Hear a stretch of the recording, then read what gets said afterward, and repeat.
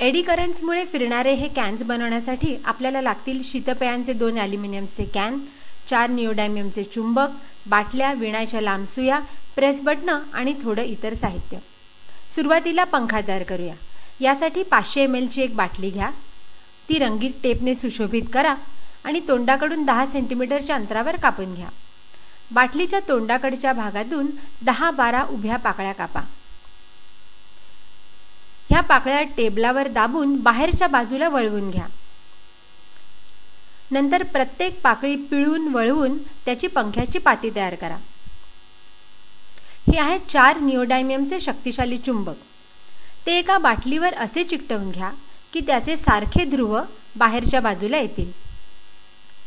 आता मध्ये छिद्र असलेली 2 बाटलीची झाकणं घ्या आणि त्यांना डिंक लावून ती एकमेकांना पाठीकडून चिकटवून घ्या. आता एक प्रेस बटन उघडा आणि त्यातला खळगा असलेला जो भाग आहे तो झाकणांच्या छिद्रामध्ये घट्ट बसवून घ्या. प्रेस बटनातला हा खळगा विणायच्या सुईत अगदी छान बसतो. या डबल झाकणाच्या एका बाजूला पंखा बसवा आणि दुसऱ्या बाजूला चुंबक लावलेली बाटली बसवा. प्रेस बटनाचा खळगा असलेला भाग बाटलीच्या आत यायला हवा. आता ॲल्युमिनियमचे कॅन्स तरंगायची व्यवस्था करू.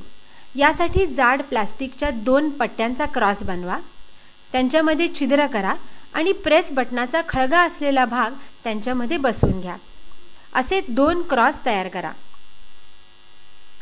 आता शीतपेयाच्या ॲल्युमिनियम कॅनचा वरचा भाग कापून टाका आणि त्यावर पट्ट्यांचा क्रॉस असा चिकटवा की प्रेस बटन बरोबर मध्ये येईल आणि त्याचा खळग्याचा भाग कॅनच्या आतल्या बाजूला असेल.